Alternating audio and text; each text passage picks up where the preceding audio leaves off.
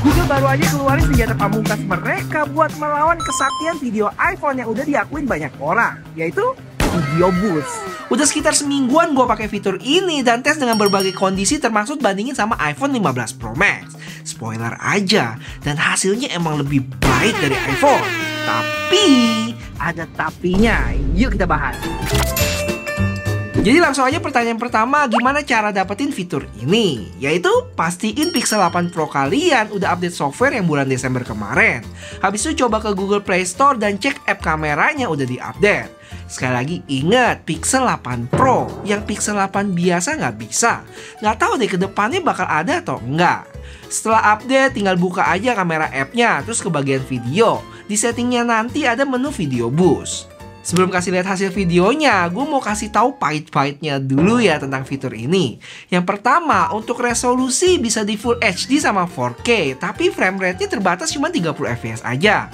Habis itu buat stabilisasi nggak bisa diubah ya, dan nggak bisa makro juga. Terus kalau kalian perhatiin saat aktifin Video Boost, nanti bakal ada logo kecil di kiri atas sini ya. Yang sayangnya tiap kita keluar app terus masuk lagi, Video Boost-nya bakal selalu off. Jadi mesti dinyalain lagi.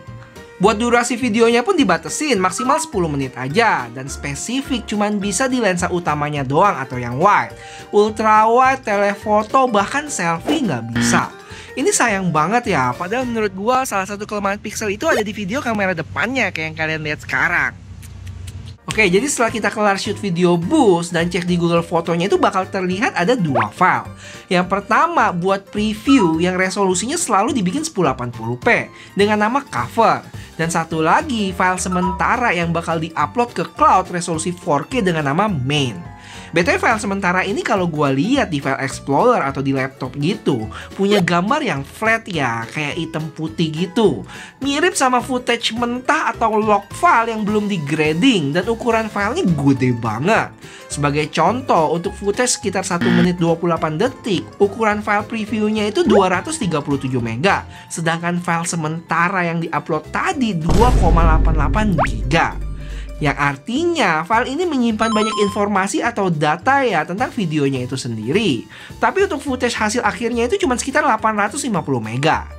Terus pertanyaannya sekarang, berapa lama bang file ini diproses di cloudnya? Gue sempet liatin buat footage 5 detik butuh waktu hampir sejam ya buat selesaiin. Tapi ini bukan kelipatan juga, karena gue sempet ukur buat footage 43 detik bisa kelar dalam waktu sejam 40 menit. Dan ingat, ini tergantung juga sama koneksi internet kalian, karena di antara proses itu ada proses upload sama download footage-nya juga.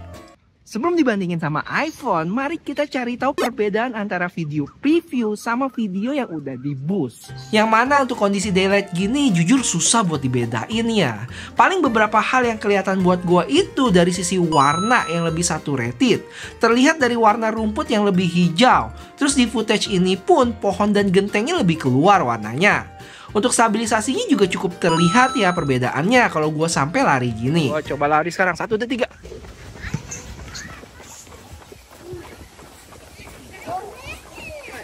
Cuma secara overall selain warna tadi menurut gue nggak terlalu signifikan sih bedanya.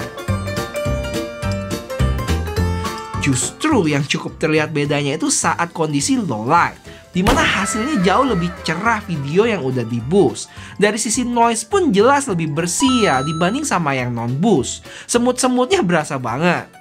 Terus gak cuma lebih cerah dan noise-nya berkurang, tapi buat jitternya pun bisa diredam lebih baik. Videonya jadi lebih stabil banget di sini.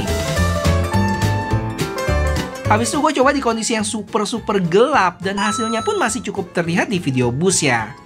Tapi entah kenapa ya, setelah gue lihat-lihat, kayaknya video normal Google Pixel 8 Pro ini nggak secupu video previewnya deh. Akhirnya di tempat yang sama gue shoot lagi, tapi Video Boost-nya gue matiin. Jadi video normal aja. Dan hasilnya terlihat ya, dari video previewnya emang lebih gelap dari yang normal.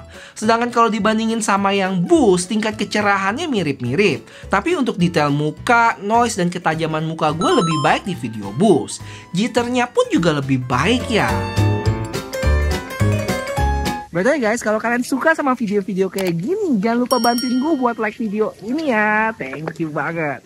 Oke, sekarang mari kita bandingin sama rajanya video, yaitu iPhone.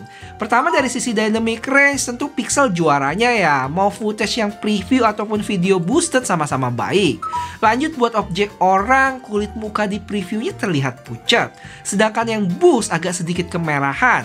Sedangkan iPhone lebih mendekati natural di sini. Dari sisi warna sama kayak sebelumnya. Untuk video boosted cenderung lebih saturated dibanding kedua video lainnya. Daun pohonnya itu lebih hijau, shadow di ranting-rantingnya lebih keangkat, dan warna gentengnya sedikit lebih keluar ya dibanding iPhone. Terakhir untuk kondisi low light dalam menghandle cahaya, Pixel lebih baik di sini ya, lebih bersih dibanding iPhone yang udah nyebar gitu. Sedangkan buat tingkat kecerahan kadang suka mirip ya antara video boost sama iPhone. Tapi untuk kondisi tertentu video boost bisa lebih terang dibanding iPhone dan juga sebaliknya loh.